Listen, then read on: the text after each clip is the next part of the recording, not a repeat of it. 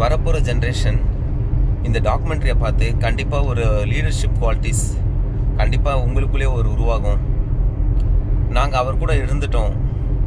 அதே மாதிரி இந்த டாக்குமெண்ட்ரியில் ஒரு ரோல் மாடலோ ஒரு வழிகாட்டும் இந்த டாக்குமெண்ட்ரி மூலயமா நீங்கள் வளர்க்குற லீடர்ஷிப் குவாலிட்டிஸ்க்கு அவர் கண்டிப்பாக உங்கள் கூட பயணம் பண்ணுவார்.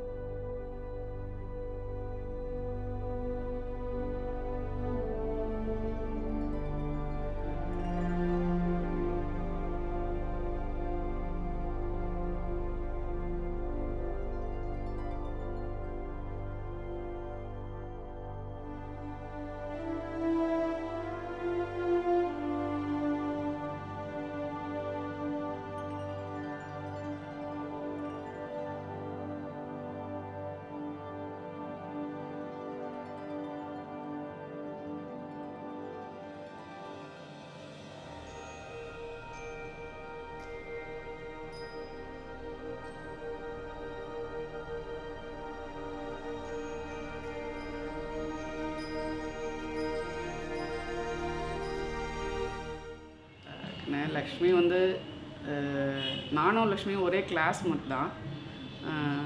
எனக்கு அவர் மாமா பையன்தான். பட் அவர்கிட்ட நான் வந்து எனக்கு தெரிய ஒரு 16-17 வயசு வரைக்கும் கூட பேசுனது கூட இல்லை. ஒரே கிளாஸ் தான். பட் என்னென்னா ஒரு பேச்சு போட்டி நடந்ததுன்னா வந்து வேணுட்டே பசங்களோட வந்து நின்று கலாட்டா பண்ணுவார், இது பண்ணுவார். பட் ரொம்பவும் அவரோட ஒதுங்கி தான் இருப்பேன் நான். ஏன் அப்படின்னா அவருடைய லெவலில் வேறு. அவர் அப்போயே இன்டர்நேஷ்னல் பாலிடிக்ஸ்லாம் பேசுவார், இன்டர்நேஷ்னல் பாலிடிக்ஸ்லாம் புக்கெலாம் படிப்பார், நிறைய இது பண்ணுவார். அவர் வந்து அவங்க பையனை தூக்கிட்டே வருவார், இறக்க மாட்டார். அவங்க பையனை தூக்கிட்டு வருவார், நாங்கள் வந்து சரி வருவோம். அப்படியே அவங்க வீட்டை பார்த்துட்டு வரோம். டாக்டர் சரி காட்டு இதுதான் நாங்கள்லாம் விளையாண்டுட்டு இருக்கிற இடம். அவங்கெல்லாம் வந்து அங்கே இருப்பாங்க. மெட்ராஸ்காரனா சொல்லுவாங்க. இவரை மெட்ராஸ்காரனா சொல்லுவாங்க. மெட்ராஸ்காரன் வந்துட்டான், மெட்ராஸ்காரன் போயிட்டான். இல்லை அப்போ படிக்கும்போது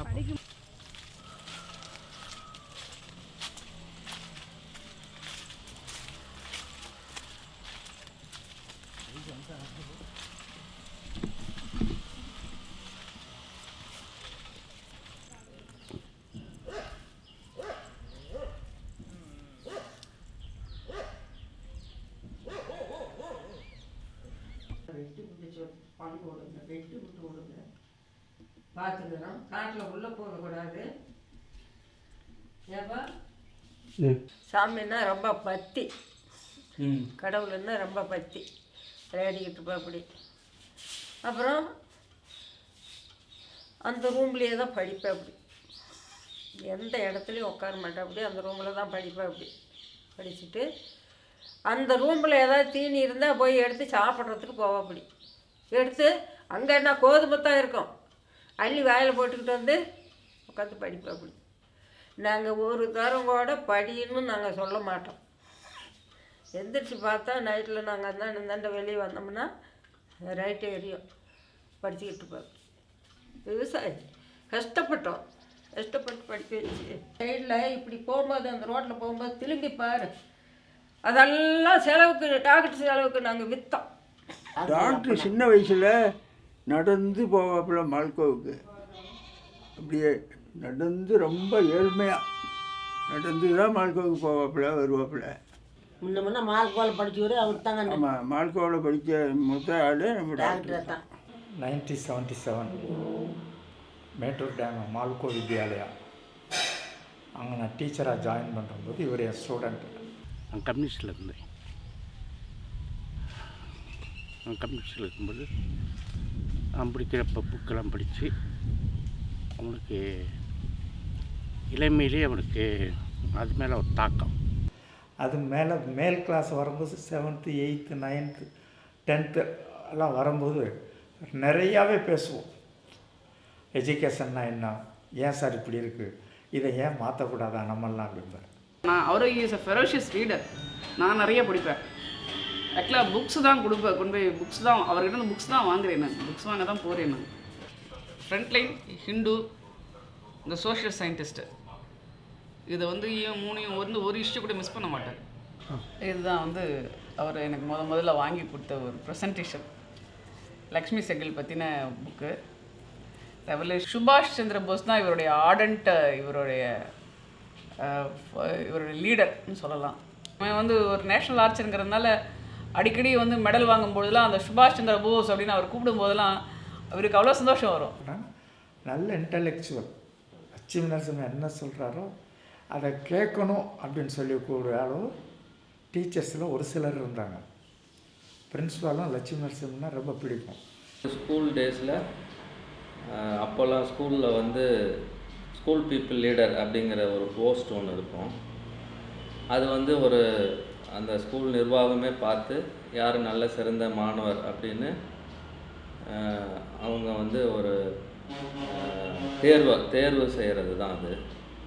அப்புறம் கிளாஸ் பீப்புள் லீடர் அங்கங்கே ஸ்டூடெண்ட்ஸை கிளாஸ் வைஸாக ஒருத்தர் யார் லீடராக வரலான்னு தேர்ந்தெடுத்து அப்புறம் அவங்களில் யார் ஸ்டூடெண்ட் லீடராக ஸ்கூலுக்கு வர்றது, எஸ்பிஎல்லாம் வர்றதுன்னு சொல்லி கொண்டு வர்றாரு. அந்த அளவுக்கு ஒரு சின்ன சேஞ்சஸ் உருவாக்குனார். ஸ்கூல் பீப்புள் லீடராக முதல் ஸ்கூல் பீப்புள் லீடர் எலெக்டடாக அவர் வந்து தேர்வாகி ஒரு அப்பொழுதே தன்னுடைய திறமையை வந்து வெளிப்படுத்தினார். அந்த அளவுக்கு படிக்கிற காலத்துலேயே ஒரு டெமோக்ராட்டிக் ஸ்டூடெண்ட்டு அப்போ இவருக்கு இருந்த ஸ்டூடெண்ட்ஸ் குரூப்பும் அப்படி அவங்களுக்குள்ள லட்சுமி நரசிம்மன் என்ன சொன்னாலும் சரி அப்படின்னு கேட்கக்கூடிய அளவுக்கு ஸ்டூடெண்ட்ஸு குரூப்பும் இருந்தாங்க. என்ன ஒன்று சொன்னாங்க, என்ன அப்படின்னா ஏதோ ஒரு டீச்சர் வந்து ஃபஸ்ட்டு ஜாயின் பண்ணாங்களா, டீச்சர் ஜாயின் பண்ணாங்கன்னா இவங்க போயிட்டு போய் சொல்லிட்டு வந்தாரா, அந்த டீச்சர்கிட்ட போய் சொல்லிட்டு வந்தாரா, நீங்கள் வந்து யார் சொன்னாங்க எனக்கு போய் கிளாஸில் போய் இவர் போய் தனியாக ஸ்டாஃப் ரூமில் சொல்லிட்டு வந்தாராம், நீங்கள் வந்து பயந்துக்காதீங்க, பசங்கள்லாம் வந்து ஏதோ இல்லாமல் நான் பார்த்துக்கிறேன், பசங்க ஏதோ பிரச்சனை பண்ணாமல் நான் பார்த்துக்கிறேன். அதான் லக்ஷ்மி நரசிம்மன் வந்து ஃபஸ்ட்டு பார்த்தது எஸ்எஃப்ஐ மீட்டிங்கில், இந்திய மாணவர் சங்கத்தோட மாநில அளவிலான ஒரு மருத்துவ மாணவர்களுக்கான ஒரு பேரவை மாதிரி இருந்தது. அதில் வந்து ஒவ்வொரு காலேஜிலேருந்தும் வந்திருந்தோம். அது சென்னையில் தான் மீட் பண்ணோம். அப்போ மீட் பண்ணும்போதே வந்து அவர் வந்து அப்போது நான் 1 இயர் சீனியர் அவருக்கு. அவர் வந்து தமிழ் மன்றத்தோட செயலாளராக எலெக்ட் ஆகியிருந்தார். எம்எம்சியில் படித்தார் அவர். எம்எம்சியோட மெட்ராஸ் மெடிக்கல் காலேஜோட தமிழ் மன்ற செயலாளராக எலெக்ட் ஆகியிருந்தார் அந்த பீரியடில். வந்து மீட் பண்ணும்போதே வந்து ஒரு ஒரு ஒரு இம்ப்ரெசிவான ஒரு மீட்டிங்னு வச்சுக்கோங்க. அது வந்து அவரோட அந்த ஸ்டைல் அந்த ஒரு சிம்பிளாக இருக்கும், பட் ஆனால் வந்து ஒரு நல்ல ஒரு அப்பீலிங்காக இருக்கும். அப்போது அப்ளை பண்ணது என்னவோ கவர்மெண்ட் காலேஜஸ்க்கு தான், எம்எம்சி, ஸ்டான்லி, கேஎம்சிக்கு. ஆனால் அட்மிட் கார்டு வந்தது தாமரை, அதாவது தமிழ்நாடு அரசு medical science and research institute. அங்கே தான் அட்மிட் கார்டு வந்திருந்தது. ஜாயின் பண்ண போனப்போ ஒரு 100 ஸ்டூடெண்ட்ஸு என்னோட வந்து அட்மிஷன் ஆகிருந்தாங்க. அதுக்கப்புறம் we were continuing our studies for 1 year. அதுக்கப்புறம் எங்களோட ஜூனியர் பேட்ச் ஒரு 100 ஸ்டூடெண்ட்ஸ் வந்து ஜாயின் பண்ணியிருந்தாங்க. Totally 200 students we were under the government quota. ஒரு ஃபர்ஸ்ட்டு கிளினிக்கல் இயர் இருக்கும். அப்போது போகும்பொழுது தான் சடனாக we got a shocking news that it became a self-financing college again. லக்ஷ்மிகிட்ட முக்கியமாக பிடிச்சது என்னென்னு கேட்டிங்கன்னா, ஒரு விஷயத்தை வந்து அதை பின் விளைவுகள்லாம் ரொம்பலாம் யோசிக்க மாட்டார். அந்த தாமரைங்கிற அந்த இன்ஸ்டிடியூட்டை வந்து ப்ரைவேட் கொடுத்தாச்சுங்கிற நியூஸ் என்றைக்கு வெளியாச்சோ அன்றைக்கே போய் அவர் ஒட்டாலாக ராம்சராவில் போய் நின்னார். ஒரு ஸ்பீச் கொடுக்கறதுக்காக டாக்டர்ஸ் அசோசியேஷன் மூலமாக வந்திருந்தாங்க. ஃபர்ஸ்ட் டைம் அவரை பார்க்கும்பொழுது அவர் எந்த அசோசியேஷன்லேருந்து வந்திருக்காரு, யார் என்ன எதுவுமே தெரியாது. பட் அவருடைய அந்த பொறுப்பான ஒரு ஸ்பீச்சு, எங்களோட ஃப்யூச்சர் பற்றின அந்த திங்கிங்கை, எங்களுக்கு நல்ல ஒரு கிளாரிஃபிகேஷனோடு அவர் கொடுத்த அந்த பதில் எல்லாமே இட் அட்ராக்டட் அஸ் ஸோ மச்சு. அவரை முழுசாக நாங்கள் நம்பினோம். அந்த 200 ஸ்டூடெண்ட்ஸும் அந்த நிமிஷம் பேக் எடுத்துகிட்டு நேராக காலேஜோட வாசலில் போய் உட்காந்தோம். 57 நாள் நடந்தது அந்த ஸ்ட்ரகிள். இப்போல்லாம் அதை நினச்சி கூட பார்க்க முடியாது. எம்சிஐட்ட ஸ்பெஷல் பர்மிஷன் கவர்மெண்ட் வாங்குச்சு. எதுக்கு வாங்குச்சு அப்படின்னா 150 பேரை எம்எம்சிக்கும் இன்னொரு 150 பேரை ஸ்டான்லிக்கும் ட்ரான்ஸ்ஃபர் பண்ணாங்க. அதெல்லாம் தமிழக மருத்துவ மாணவர்கள் வரலாற்றில் வந்து அது நடந்ததே கிடையாது. ஒரு ஸ்டூடெண்ட்டை மாற்றணுன்னா கூட எம்சிஐயில் பர்மிஷன் வந்து ரொம்ப கஷ்டம். எல்என் சார் வந்து அவ்வளோ பொறுப்பாக, அவ்வளோ சின்சியராக அந்த 55 டேஸும் அவர் தூங்கினாரா, சாப்பிட்டாரா, வீட்டுக்கு போனாரா எதுவுமே எங்களுக்கு தெரியாது. எங்களுடைய பாதுகாப்பு, எங்களுடைய ஃப்யூச்சரு, நாங்கள் கரெக்டாக போய் கவர்மெண்ட் காலேஜில் செட்டில் ஆகணும், இதை பற்றி மட்டும்தான் அவருடைய திங்கிங் இருந்தது. And he used to advice us so much. எந்த அளவுக்கு டிசிப்ளின்டாக வந்து இருக்கணும், எங்களோட டைம் வேஸ்ட் பண்ணாமல் ஸ்ட்ரைக் பீரியடில் கூட எப்படி படிக்கணும், ஏன்னா உடனே எக்ஸாம்ஸ் வந்துடும், அதுக்கெல்லாம் நீங்கள் ப்ரிப்பேர் பண்ணணும் அப்படின்னு சொல்லிகிட்டே இருப்பாங்க. ஒரு சுயநலமே இல்லாமல் எங்களுக்காக வந்து அவர் நின்னது, எங்களுக்காக அரெஸ்ட் ஆனது, எங்களுக்காக ஃபைட் பண்ணது, எங்களுக்காக கஷ்டப்பட்டது எல்லாத்தையும் நினைக்க எனக்கு தெரிஞ்சு டாக்டர்ஸ் அசோசியேஷன்னா எல்என் சார் தான். எல்என் சார்னா டாக்டர்ஸ் அசோசியேஷன். மாணவர் போராட்டத்தில் நாங்களும் கலந்துக்கிடுவோம், ஆதரிப்போம், எல்லாம் பேசுவார். அவர் வந்து அதாவது SFI student federation of India அதில் அவர் உறுப்பினர் வந்து தீர்மானம் செயல்பட்டு இருந்தார்.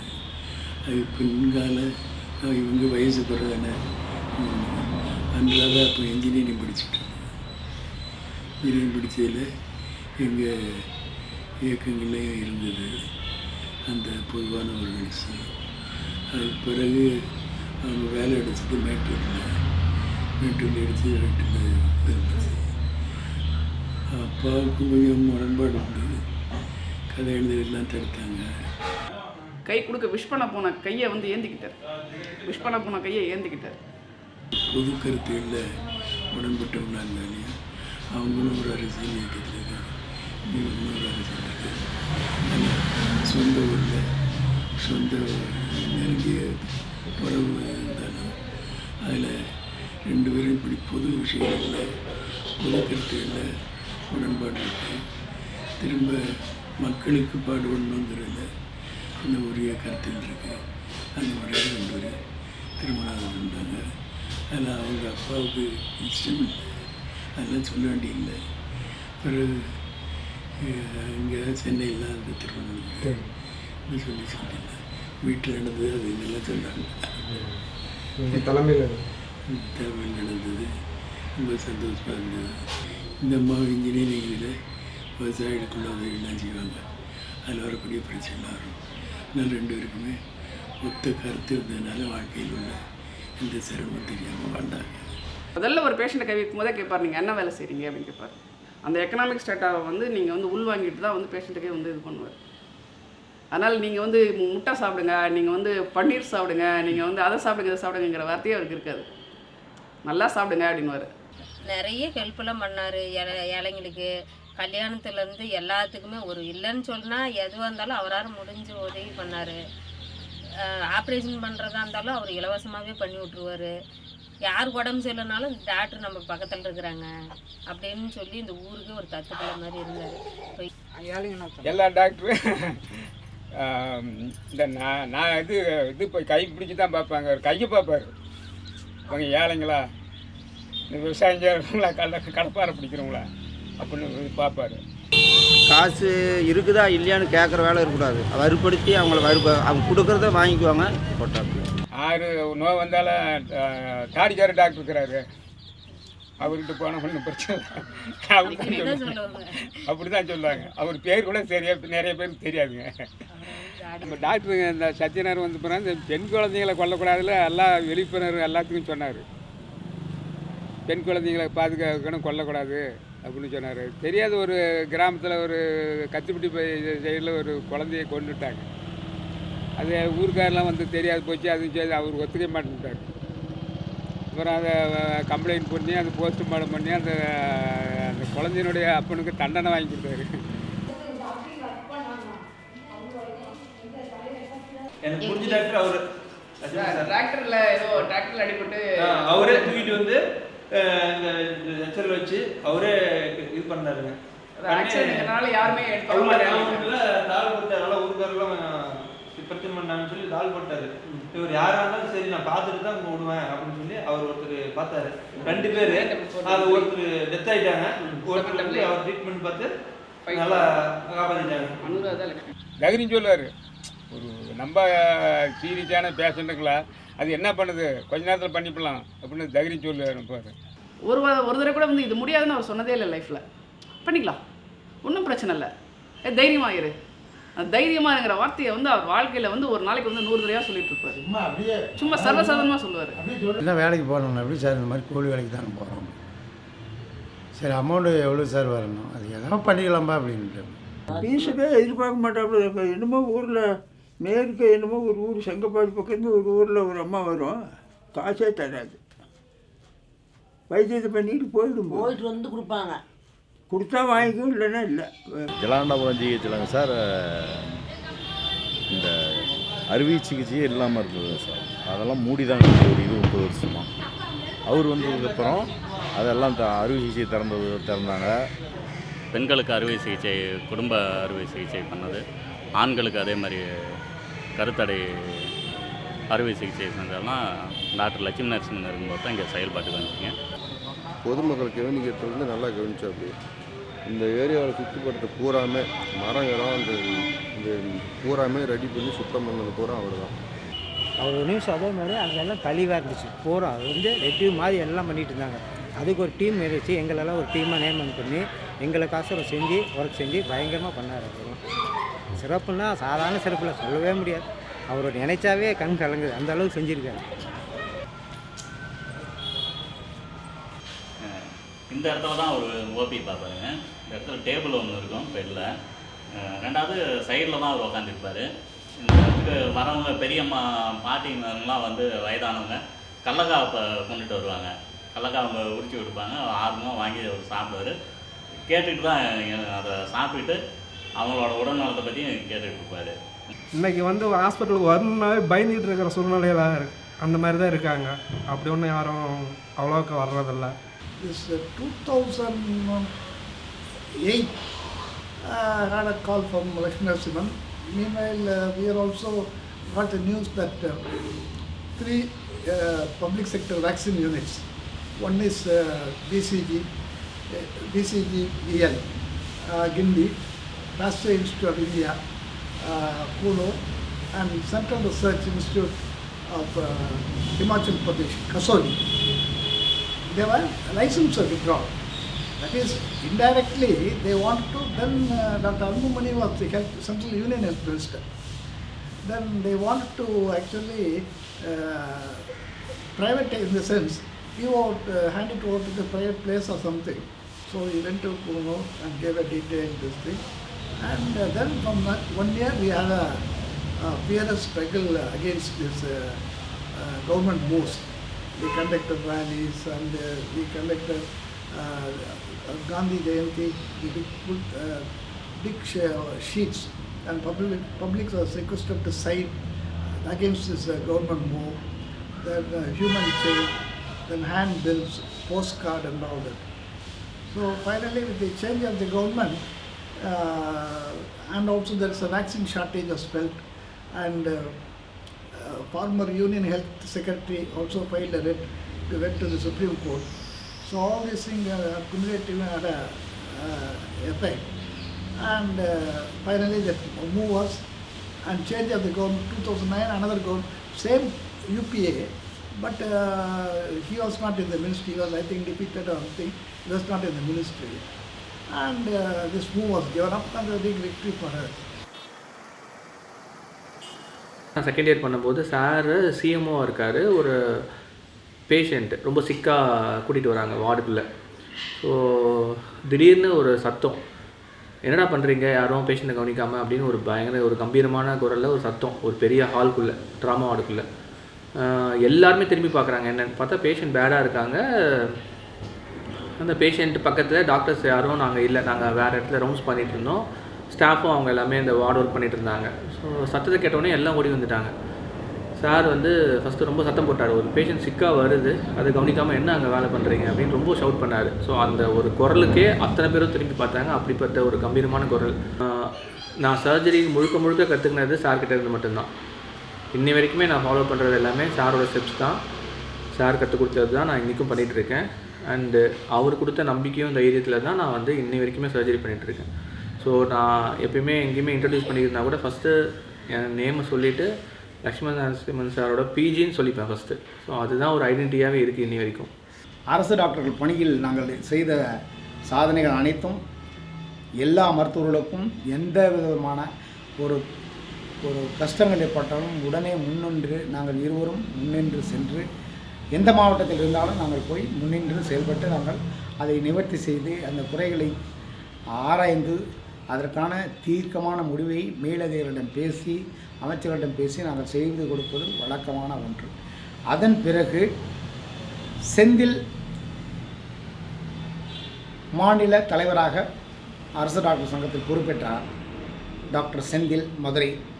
The association became more self-centered. So Dr. Lakshmi Narasimhan felt that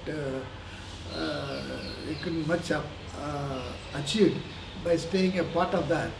So they formed a separate association for the postgraduates and the government assistant doctors.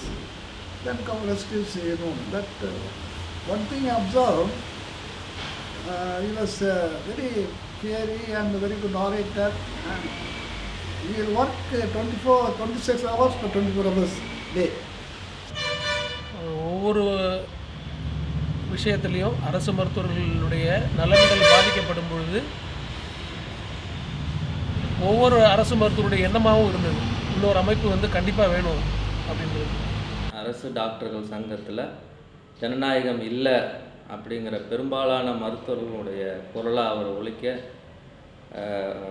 ஒழித்ததன் காரணத்தினால ஒரு 5000 மருத்துவர்களுடைய குரலாக ஒழிக்க வேண்டும் என்ற அவருடைய எண்ணத்தினால தனி சங்கம் உருவாக்க ஒரு அவசியம் ஏற்பட்டது. நாங்கள் வந்து இந்த SDPGA, அதாவது service doctors and post graduates association, அந்த ஒரு அமைப்பை உருவாக்கி நாங்கள் அந்த TNGD என்ற ஒரு அமைப்பிலிருந்து பிரிந்து வந்து நாங்கள் இந்த சங்கத்தை உருவாக்கி நாங்கள் டாக்டர் சாமிநாதன், டாக்டர் ராமலிங்கம் மற்றும் அருளீஸ்வரன் டாக்டர், லக்ஷ்மி நரசிம்மன் தலைமை எல்லோரும் ஒருங்கிணைந்து நாங்கள் இந்த சங்கத்தை உருவாக்கி நாங்கள் மென்மேலும் பல உறுப்பினர்களை சேர்த்து நாங்கள் எங்கள் பணியை சிறப்பாக செய்து கொண்டு வந்தோம். What if you were a Muslim or what if you were a Dalit or இப்படி இருந்திருந்தீங்கன்னா நீங்கள் என்ன பண்ணியிருப்பீங்க அப்படின்னு. நான் கண்டிப்பாக நான் வந்துட்டு அதில் ஃபோர் ஃப்ரெண்டாக இருந்திருப்பேன். நான் இப்போது இந்த இதில் இருக்கேன், அதனால் இதுதான் என்னோட ரோல் அப்படின்ற மாதிரி. இல்லை, நம்மளும் அதே தாட்டில் இருந்ததுனால we could அண்டர்ஸ்டாண்ட். எல்லாத்தையும் நாங்கள் பேலன்ஸ் பண்ணிக்கிட்டோம். எல்லாமே பார்த்துக்குவேன், பசங்களோட படிப்பை நான் பார்த்துக்குவேன். அவருக்கு பர்டன் ஃபேமிலின்னு நாங்கள் எந்த பர்டனுமே கொடுத்ததில்லை. இப்போ எல்லாம் நீங்கள் இல்லை ஆர் வந்துட்டு ஒரு அந்த ஆள் இல்லைன்னா அவர் இல்லைன்னா நிறைய ஒரு வேக்கம் வரும். அவங்க செய்கிற வேலையை நிறைய பேர் செய்ய முடியாது. he was born to do that. இல்லை, அவருக்கு நிறைய விஷயம் அசால்ட்டாக வருது. நம்ம ரொம்ப எஃபர்ட் போட்டு years and years of practice பண்ணால் தான் அது நமக்கு வரும். எனக்கு வந்து மேரேஜ் ஆகிட்டு இங்கே நான் வந்ததுக்கப்புறம் கூட அவர் ஃபேமிலி மேட்டர்ஸில் இன்வால்வ் ஆக மாட்டார். நான் சொன்ன மாதிரி அவர் ஒர்க்கு வீட்டுக்கு வருவார், பேசுவார், போவார், அவ்வளோதான். பட் எனக்கு நடந்தில்லை. எனக்கு வந்து எல்லா இஷ்யூஸையும் அவர் தான் சால்வ் பண்ணி கொடுத்தாரு. அது மாதிரி ஒரு கேரக்டர். இப்போ வந்து அதை நான் என்னால் சால்வ் பண்ண முடியல, நான் நந்துக்கிட்ட சொன்னேன், நந்துவாக சால்வ் பண்ண முடியல, அது மாதிரிலாம் இருந்துச்சு. எல்லாமே ரொம்ப சிம்பிளாக அசால்ட்டாக பண்ணுறாருல, அது வந்து நம்ம நினைக்கலாம் அவர் மாதிரி இருக்கலான்னு தவிர அவர் மாதிரி இருக்க முடியல. அதுதான் ரொம்ப கஷ்டமாக இருக்குது. இது இருந்துச்சு, பசங்களெல்லாம் பார்க்க மாட்டோம், ஏன்னா கொஞ்சம் வெயிட் பண்ணுமா, இந்த இஷ்யூவை முடிச்சுட்டு வந்துடுறேன், நம்ம இஷ்யூ வந்துட்டு நான் எல்லாமே பார்த்துக்கிறேம்மா அப்படின்னு அவரே தானாக சொல்லுவார். நாங்கள் கேட்குறது கூட அவரே தானாக சொல்லுவார். டைம் ஸ்பெண்ட் பண்ணுவார். பட் அவருக்கு அது வந்து ஃபர்ஸ்ட் ப்ரையாரிட்டியாக இருந்தீங்களா? நீங்களே சொல்லிட்டீங்க அவரை விட்டால் யாரும் செய்கிறதுக்கு இல்லை அப்படின்னு சொல்லிட்டு. பட் ஸோ வந்து இங்கே யாருன்னா செஞ்சுக்கலாம், அங்கே அதை அவர் மட்டும்தான் செய்ய முடியும். ஸோ நம்மலாம் அங்கே அவருக்கு அந்த சைடில் ஹெல்ப் பண்ணுறதுக்கு தான் நம்ம இருக்கிற மாதிரி இருந்தது. எனக்கு எப்படின்னா இப்போ அவருக்கு நான் நிறைய டைம் கேட்டிருக்கேன், எதுக்கு வந்துட்டு இவங்க கல்யாணம் பண்ணிக்கிட்டாங்க. ஐ மீன் கல்யாணம் பண்ணது ஓகே மேட்டர் இல்லை, பட் பிருந்தா கரத் மாதிரி இவங்க வந்துட்டு குழந்தை பெற்றுக்காமல் இருந்திருந்தா இன்னும் ப்ராபப்ளி இன்னும் வந்துட்டு அவங்க சக்ஸஸ்ஃபுல்லாக இருந்திருக்கலான்றது எனக்கு இந்த family லைஃப்குள்ளே they don't fit in here. I always saw him as ஒரு பப்ளிக் பர்சனாலிட்டி. ஒரு பப்ளிக் லைஃப்பில் தான் he fits. ஆக்சுவலி இவன் கல்யாணத்துக்கு நான் போய் நான் சொல்லிகிட்டே வந்தேன். நான் சொன்னேன்னா, நீ பாருப்பா, இங்கே நீங்கள் இந்த பாரு, கல்யாணத்துக்கு நாங்கள் பார்த்துக்குறோம், கல்யாணத்தை பார்த்துட்டு முடிஞ்சால் நீங்கள் அதுக்கு முந்தைய உங்களுக்கு ஸ்ட்ரைக் முடிஞ்சிச்சுன்னா வாங்க, இல்லைன்னா நாங்கள் வந்து கல்யாணம் பண்ணிவிட்டு நான் பொண்ணு பசங்களையும் பிள்ளையும் கூட்டிகிட்டு நான் வரேன், நீங்கள் அந்த ஸ்பாட்டுக்கு வந்துடுறேன் நீங்கள் அப்படின்னு சொல்லியிருந்தேன். ஒரு பேமெண்ட் பண்ணுறதுக்காக உட்காந்துட்டு இருந்தேன். நைட்டு 2 மணிக்கு வந்து ஃபோனு, கிட்டத்தட்ட யாருமே இல்லை, 2 மணிக்கு ஃபோனு. அன்றைக்கி வாழ்க்கையை எடுத்துட்டேன். எடுத்தால் பயந்து எடுக்கக்கூடாது, இந்த மாதிரிலாம் யாரும் வேலை பார்ப்போம். 1 மணிக்கு கால் வந்தால் மனுஷன் தூங்க வேண்டாமா? எனக்கு அவங்க அப்படி போகிறதுல எனக்கு நான் வந்துட்டு அவங்க பண்ணுறது இந்த சோஷியல் லைஃப்பில் இப்படி பண்ணுறதெல்லாம் எனக்கு வந்துட்டு நான் ப்ளஸ்ஸாக தான் நான் பார்த்தேன். எனக்கு வந்துட்டு இன்னொன்று என்ன, எனது மோல்டு தான் பண்ணுச்சு. எனக்கு இந்த பெர்ஸ்பெக்டிவ், இந்த சொசைட்டியோட பெர்ஸ்பெக்டிவ், என்னோட ஐடியாலஜி எல்லாமே இந்த வீடு தான் என்ன வந்துட்டு எப்படி அப்பாவுக்கு அந்த புக்கு சொன்னீங்க இல்லையா, அவங்க அண்ணா படித்த புக் மாதிரி அப்பாவோட இவரோட பெர்ஸ்பெக்டிவ் எப்பயுமே காமன் மேன் பற்றி இருக்கும். People who have this, the struggle and this kind of whatever the ஃபீல்டில் இருக்கீங்க, they should not have family obviously, because நீங்கள் வந்து பப்ளிக் லைஃப்னா போகும்போது தென் why ஃபேமிலின்னு நான் கேட்குறேன். See, you got doctors had their detail, but I lost my father, right? Like last 1.5 years வந்து நான் சரியாக பார்க்கலன்னு நினைக்கிறேன். வீட்டுக்கு வரல லாஸ்ட் 1.5 years.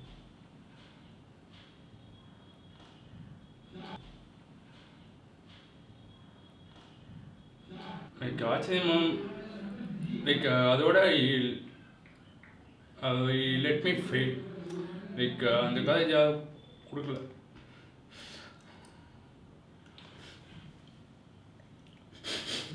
குழந்தைங்க 1 வயசு இருக்கும்போது பிரெஸ்ட் ஃபீடிங்கில் இருக்கும்போதே இவங்க விட்டுட்டு சுனாமிக்கு போனாங்க.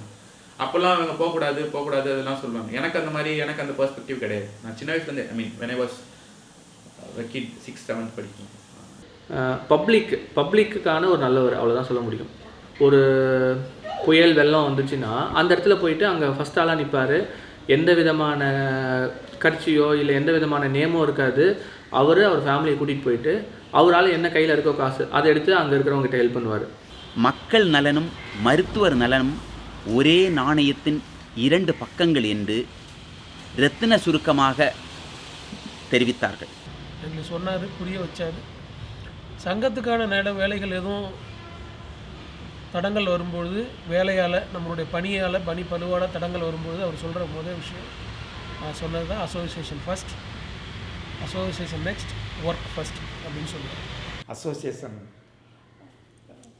பேரர் எலெக்ஷனில், ஆஃபீஸ் பேரர் எலெக்ஷனில் அந்த சந்திக்கிற போது அப்போ கேட்டிருக்கேன், டாக்டர் நீங்கள் எங்கேருந்து வர்றீங்க, உங்கள் பேர் என்ன? என் பேர் எழில் நம்பி. உங்கள் அப்பா பேர்? எங்கள் அப்பா பேர் வெங்கடேசன். எங்கே ஒரு வேலை பார்த்தார் உங்கள் அப்பா? மால்கோ வித்யாலயர் இருந்தேன். அடப்பா, இவ்வளோ காலம் நீ யாரோ என்னமோ நினச்சிக்கிட்டு இருந்தேன்னா எங்கள் குருவோட பையனா நீ? அப்பா, உன்னை சரியாக வளர்த்துருக்காரு உங்கள் அப்பா அப்படின்னு சொல்லி பெருமைப்பட்டிருக்கேன். எம்டி ஃபோரன்சிக் மெடிசின் முடிச்சுட்டு சென்னையில் ராயப்பேட்டாவில் ஒர்க் பண்ணும்போது ட்ரெயின் டிராஃபிக் ஆக்சிடெண்ட்டில் இறந்துடுறாரு. அவர் அந்த குடும்பத்திற்கு ஒரே மகன். அம்மா அப்பா 2 பேரும் தனியார் துறையில் பணிபுரிந்து ஓய்வு பெற்ற ஆசிரியர்கள். அந்த குடும்பம் வந்து மொத்தமாக சிதிலமடைஞ்சிருச்சு அவருடைய இறப்பிற்கு பிறகு. ஒரு மருத்துவருடைய குடும்பம் இறந்த பிறகும் மருத்துவர் இல்லை என்று வருத்தப்படணுமே தவிர பொருளாதார ரீதியில் வேதனை அடையக்கூடாது என்ற ஒரு நிலையை உருவாக்க வேண்டும். மருத்துவர்கள் நலன் கருதி அவர்களுக்காக பாதுகாத்து வைக்கக்கூடிய ஒரு நிதி உதவி திட்டம். அந்த ஃபண்டிலிருந்து எப்பொழுதெல்லாம் தேவைப்படுவது, ஒரு மருத்துவருக்கு ஒரு கஷ்டம் வரும் பொழுதோ, அவர் குடும்பத்திற்கோ ஒரு குடும்ப நலத்திற்கோ அவருடைய உடல்நலத்திற்கோ அதை எடுத்து நம்ம மருத்துவர்களுடைய குறைகளை தீர்ப்பதற்காகவும் மருத்துவர்களுடைய பொதுநலத்தையும் கருதி அவருடைய சுகாதார நலங்களையும் கருதி அந்த ஃபண்டை உபயோகிக்க வேண்டும் என்ற அடிப்படையில் தான் அந்த ஃபண்டு உருவாக்கப்பட்டது. எஸ்டிபிஜேவனுடைய இயக்கத்தினர் சென்று அனைத்து அரசு மருத்துவர்களிடமும் கையெழுத்தினை பெற்று அதனை அரசிடம் சமர்ப்பித்தோம். தற்பொழுது அது நடைமுறைப்படுத்தப்பட்டுள்ளது. தட்டி கேட்கறதுல ஒன்றும் தப்பு கிடையாது. சார் எனக்கு என்ன சொல்லுவார்னா, ஒரு 10 பேர் இருக்காங்களா, நீ ஃபஸ்ட்டில் போய் நின்று முதல்ல பேசு, அவ்வளோதான், அதுதான் தைரியம் அப்படின்னுவார். எதிர்விளைவுகள் நாளைக்கு என்ன நடக்கும், நமக்கு ஏதாவது பாதிப்பு வருமா அப்படின்னா அவர் பர்சனலாக வந்து நமக்கு பாதிப்பு வரும், அதனால் 2 நாள் கழித்து இந்த போராட்டத்தை வச்சுக்கலாம்னா நினைக்கவே மாட்டார். இம்மிடியட்டாக அவர் செய்வார். அது மாதிரி அந்த போர்க்குணம் வந்து பாராட்டக்கூடியது. 2017 இந்த அரசு மருத்துவர்களுக்கான இந்த ஊதிய உயர்வு போராட்டத்தை முழு வீச்சுடன் அவர்தான் தமிழகத்தில் முழுமையாக வழிநடத்தி வந்தார். ஒரு குறிப்பிட்ட நாள் பேச்சுவார்த்தையின் போது அங்கே இருந்த உயர் அதிகாரி ஒருவர் அரசு டாக்டர்களுக்கு என்னங்க மார்க்கெட் வேல்யூ என்று ஏளனமாக ஒரு கேள்வியை கேட்டார். ஒரு கருத்தை தெரிவிக்கும்போது அது குறித்த முழு விவரங்களையும் சேகரித்து அவற்றை ஆர்டர் படி செய்து அவற்றை ப்ரெசன்ட் செய்வதில் லக்ஷ்மி நரசிம்மனுக்கு நிகர் அவர்தான். ஒரு மாபெரும் மருத்துவ பேரணி நடந்துச்சு, மாபெரும் ஊர்வலம் நடந்துச்சு. அந்த ஊர்வலத்தில் அவர் பேசினது மார்க்கெட் வேல்யூவை பற்றி பேசினார். அது வந்து இன்னும் வந்து அந்த வீடியோ அந்த ஆடியோலாம் வந்து பார்த்தீங்கன்னா எல்லா இடத்துலையும் இன்னும் சர்க்குலேட் ஆகிடுச்சு. ஆதங்கப்பட வேண்டியதில்லை. நீங்கள் கேட்ட கேள்விக்கு இன்று நாங்கள் பதில் கொடுக்கின்றோம். எடுத்துச் சொல்லுங்கள், எந்த மேடையிலும் நாங்கள் விவாதிக்க தயாராக இருக்கின்றோம். தமிழ்நாட்டிலே என்னுடைய மதிப்பு என்னவென்று கேட்டால் என்னுடைய அவுட்புட் ப்ரொடக்டிவிட்டி என்னவோ அதுதான் என்னுடைய மதிப்பு. என்னுடைய அவுட்புட் என்ன என்று நாங்கள் சொல்லவில்லை, தமிழக அரசின் பெர்ஃபார்மன்ஸ் ஹெல்த் பெர்ஃபார்மன்ஸ் பட்ஜெட் சொல்கிறது. The amount estimate for cataract surgery is 421 crore.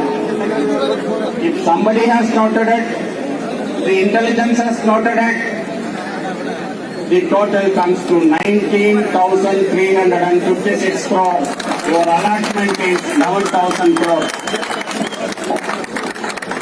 I have it taken into account the entire PHC service. The number of OPC, the number of IPC, the number of deliveries conducted, the preventive aspects and many things. So taking into account all these things, if I have to say the market value is at least 20 crore rupees, you are given only 11 crore rupees, 9,000 crore rupees, a major part of it is our salary only, sir. We are not asking for this 10,000 crore. We are not asking for this 10,000 crore. If at all you give payment 4 by 13 years, and that amounts to 1,23,000 rupees per month for a doctor who is 40 years old. After 13 years of study and 13 years of service, if you are going to give it, the budget allocation might go by another 300 crore, whereas the surplus contribution by the doctors and all other staff is 10,000 crore. 310 கோடி என்னம்மா மொத்த டாக்டரோட demand இதை நிவர்த்தி பண்ண முடியாதா? முந்தானேத்து 3 நாள் TASMAC sales என்னது 450 கோடி ரூபாய் வருமானம். Doctors say they've been holding talks with the government despite a court order for 2 years, but the government has not really responded. Recently, they called off a strike after the health minister asked them 6 weeks' time to sort this out, but that time is over. Nothing has happened. தமிழகம் முழுவதும் இருக்கக்கூடிய 18,000 doctors 18,000 மருத்துவர்களில் கிட்டத்தட்ட 90% அரசு மருத்துவர்கள் அவசர சிகிச்சைகளுக்கு எவ்வித பாதிப்புமின்றி இன்று 5வது நாளாக காலவரையற்ற வேலை நிறுத்தத்தில் ஈடுபட்டிருக்கோம். In health sector, Tamil Nadu is being seen as a role model across the country. Don't you think by going on strike like this, particularly when dengue is affecting across the state, aren't you holding poor patients, poor public to ransom? The health system of Tamil Nadu is one of the model systems. It's a model system not just because of the political will of the government. It is a model system because of the professional will of the 18,000 doctors. We have been instrumental in the long-term gains that has been achieved by the health system. At the same time, I cannot stop and do a duty. I have been qualified, well qualified. I am 13 years of service. I have got 13 years of qualification. whereas my salary is the bottommost in the entire state. We are absolutely aware of the poor man, because of which at no point of time we have touched the emergencies. Whatever emergencies arising out of fever cases will be promptly attended to. Even if there is an additional team required, apart from the 1 or 2 persons who are present there according to the need, we are ready to do it at any time. And if a necessity arises, without signing, there will also be a parallel OP running to take care of the. எங்களுடைய அடிப்படையான கோரிக்கைகள் அனைத்தும் மக்கள் நலன் சார்ந்தவை. இந்தியாவிலேயே ஒரு சிறந்த சுகாதாரத்துறையாக சொல்லப்படுகின்ற நம்மளுடைய சுகாதாரத்துறையை பணிபுரிகின்ற எங்களுடைய அரசு மருத்துவர்களுக்கு மற்ற மாநிலங்களை ஒப்பிடும் போதும் மத்திய அரசு டாக்டர்களை ஒப்பிடும் போதும் 13வது ஆண்டு தொடங்கி ரிட்டையர் ஆகும் வரை மாதத்திற்கு 50,000 ரூபாய் குறைவான சம்பளத்தை பெறுகின்ற ஒரு அவல நிலை ஏற்படுகின்றது. இந்த கம்பேரிசன் வந்து எம்பிபிஎஸ் டாக்டரை கம்பேர் பண்ணும்போது இதே கம்பேரிசன் தான், இவ்வளோதான், இந்த இடைவெளி தான் எம்எஸ் டாக்டரும் வாங்குறாங்க, எம்சிஹெச் டாக்டரும் வாங்குறாங்க. இது ஏற்கனவே களைவதற்காக ஒரு 2009 ஒரு அரசாணை வெளியிடப்பட்டது. அந்த அரசாணை இந்த இடைவெளியை குறைத்தது. அதேபோல் இதை முழுமையாக சரி செய்வதற்கான ஷரத்துக்களை அந்த அரசாணை உட்கொண்டுள்ளது. 2009 போடப்பட்டுள்ள அரசாணையைத்தான் முழுமையாக அமுல்படுத்த வேண்டும் என்று நாங்கள் கடந்த 4 ஆண்டுகளாக கேட்டுக்கொண்டு வருகிறோம். கடந்த 2 ஆண்டுகளாக தொடர்ச்சியான போராட்டங்களை நாங்கள் வச்சிருக்கோம்.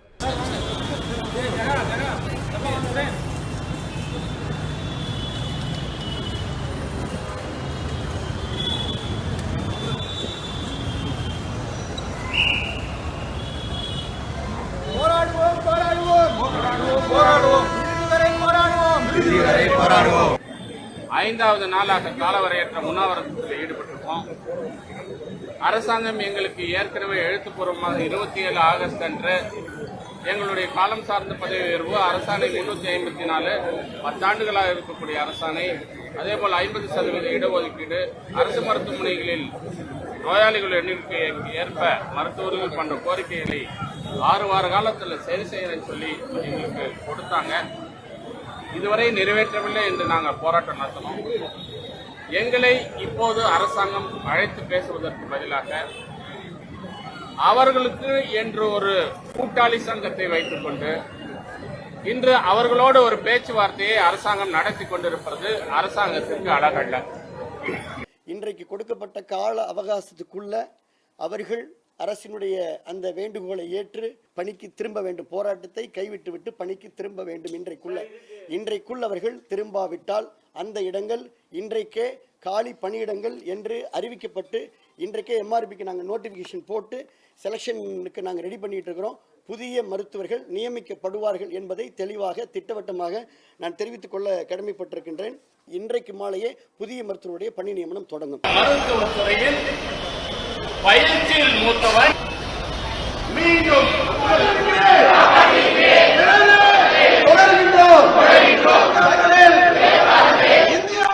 லட்சுமி நரசிம்மன் தலைமை தாங்கி நடத்திய போராட்டத்தில் ஈடுபட்ட 120 மருத்துவர்கள் தொலைதூரத்துக்கு இடமாற்றம் செய்யப்பட்டனர். இவை அனைத்தும் அவருக்கு ஏற்கனவே இருதயம் பலவீனமாகி உள்ளே ஒரு ஸ்டென்ட் செலுத்தியிருந்தார்கள். அதுக்கு மேலும் அழுத்தத்தை கொடுத்தது. இவர்கள் இப்படி பாதிக்கப்பட்டு விட்டார்கள் என்ற அழுத்தம் அவருக்கு நாளுக்கு நாள் இரத்த அழுத்தத்தை அதிகப்படுத்தி பிப்ரவரி 6ஆம் தேதி காலை அவருக்கு திடீரென்று மாரடைப்பு ஏற்பட்டு சேலம் மருத்துவமனையில் அனுமதிக்கப்பட்டார். தீவிர சிகிச்சையில் அனுமதிக்கப்பட்ட அவர் பிப்ரவரி 7ஆம் தேதி, அதாவது மறுநாள் 24 மணி நேரம் கழித்து அவர் சிகிச்சை பலனின்றி எங்களை எல்லாம் மீளா துயரில் மாற்றிவிட்டு அவர் சென்று விட்டார். His death is highly controversial and suspicious of professional negligence. They were negligent. They did not diagnose it. If they had followed the protocol, they would have arrived at the right diagnosis at the right time, at least earlier. இருதய அறுவை சிகிச்சை நிபுணர் மூலமாக அதை சரி செய்து இருந்திருந்தால் நிச்சயமாக அவரை காப்பாற்ற முடியும் என்று இருதய நோய் நிபுணர் என்ற முறையில் நான் நம்புகிறேன். அது ஏன் அப்படி தவறு நடந்து விட்டதா, இல்லை தடுமாறிய நிலையில் மாறிவிட்டதா என்ற காரணம் எனக்கு புரியவில்லை. If somebody did exact same things like Gandhi or say any leader like Abraham Lincoln or Martin Luther King, would they achieve or would they be able to succeed or achieve the same things as MLK or Gandhi? அப்படின்னா there is a factor. அதே மாதிரி நானும் பாரத்ல படித்து நானும் அதே மாதிரி காந்தி மாதிரியே அதே மாதிரி எல்லாமே பண்ணாலும் நான் காந்தியை சக்சீட் பண்ண அந்த விஷயங்களை நான் பண்ணியிருக்க முடியுமா அப்படின்னா there is a question mark. அப்போ அங்கே என்ன ஒரு ஃபேக்டர் ப்ளே பண்ணுதா, there is a factor called self. All this happen because it was done by this personality called Ellen. He was able to handle it, all the failures, ups and downs. So even if somebody tries to do or tries to continue or take forward his work, avanga vandita I think it is very difficult for anybody to replace him. எங்கள் அப்பா வந்து he asked me to join biology. நாய் பழப்பு நான் என்னெல்லாம் செய்ய முடியாது. Because see, he is a MS surgeon, most paid occupation, most highest paid occupation in world. That man never எனக்கு வந்து ஃப்ளைட் டிக்கெட் புக் பண்ணால் 28,000 கொடுப்பாரு. ஆனால் வந்து அவர் இது வரைக்கும் ஃப்ளைட்டில் போனதே இல்லை. But he had that aspiration, போகணும்னு ஆசைப்பட்டது, பட் இது வரைக்கும் போனதில்லை. And it's a noble profession, but எனக்கு அது செட் ஆகாது. ஸ்ட்ரைக் நடக்குதுன்னா பேக் தூக்கிட்டு வீட்டுக்கு ஒரு ஆள் நாங்களாம், சரிங்களா, எத்தனை நாள் லீவ் கிடைக்கும்னு. ஆனால் ஃபஸ்ட் டைம் ஸ்ட்ரைக்குன்னா முன்னாடி வந்து நிற்கணும்னு நினச்சது அவரால் மட்டும்தான். ஸோ சாரை பார்த்து சாரால் இன்ஸ்பயர் ஆகி அதனால் மட்டுமே நான் இந்த எஸ்டிபிஜிக்குள்ளே வந்தேன். எங்களுக்கு வழி தெரியாமல் நாங்கள் விழி பிதுங்கி நின்று கொண்டிருக்கிறோம். ஆனால் அவர் மிகப்பெரிய போராளி, ஒரு புரட்சியாளர், 18,000 அரசு மருத்துவர்களின் கலங்கரை விளக்கம். ஆகவே அவர் புதைக்கப்படவில்லை, அவர் விதைக்கப்பட்டிருக்கிறார். மருத்துவர் எல்லன் நம்மை விட்டு மறைந்தாலும் நூற்றுக்கணக்கான எல்லன்களை உருவாக்கிவிட்டுத்தான் சென்றுள்ளார்கள் என்பது நமக்கு ஆறுதலான விஷயம். மருத்துவர் எல்லன் எதற்காக உயிரையே கொடுத்தாரோ அந்த கோரிக்கையை நிறைவேற்றுவதுதான் நாம் அவருக்கு செய்யும் மரியாதை. மாதிரி அடுத்தடுத்த ஜென்ரேஷனுக்கு இந்த சாரோட கருத்துக்கள் எல்லாமே சேரும், கண்டிப்பாக சேரும். அவர் ஒரு எல்லன் இறந்தாலும் ஒரு ஆயிரக்கணக்கான எல்லன்களை நம்ம லட்சுமி நரசிம்மன் சாரை நம்ம மீட்டெடுப்போம் கண்டிப்பாக. சார் அளவுக்கு பண்ண முடியலனாலும் கண்டிப்பாக அவரோட பிரின்சிபல்ஸு அதெல்லாம் இருக்குது. பட் அவரளவுக்கு தைரியம், அவரளவுக்கு அந்த பவர், அவரளவுக்கு நாலேஜ் அதெல்லாம் இல்லைனாலும் சார் சொன்னது இதுதான் பண்ணணும், இதுதான் கரெக்டு, இதுதான் நடக்கணும் அப்படின்றத நினச்சிட்டு அதை மட்டும் நாங்கள் எங்களால் முடிஞ்ச அளவுக்கு ட்ரை பண்ணிகிட்ருக்கோம். As one of the 118 warriors, I will fight. I will fight till my superannuation or death before that. For the dreams he fought, for the dreams, unfulfilled dreams to be fulfilled. ஆனால் தலைவர் அவர்கள் ஒரு மிகப்பெரிய பாதையை வகுத்து கொடுத்துவிட்டு சென்றிருக்கிறார்கள். தெளிவான பாதை, எந்த குழப்பமும் இல்லாத பாதை. அரசு மருத்துவர்கள் நலன், நோயாளிகள் நலன், இவை இரண்டுமே முக்கியமானது எஸ்டிபிஜேக்கு. இதை இரண்டும் காப்பதற்காக எதிர்வரும் காலங்களில் நாங்கள் ஒன்றிணைந்து போராடுவோம். For the sake of Lakshmi Narasimhan sir, we will do it. We will lose it. And ultimately, we will fight it. நான் சொல்கிறது என்ன, நான் ஒரு கவிதை வச்சுருக்கேன், வாசிக்கிட்டா? கண்டிப்பாக.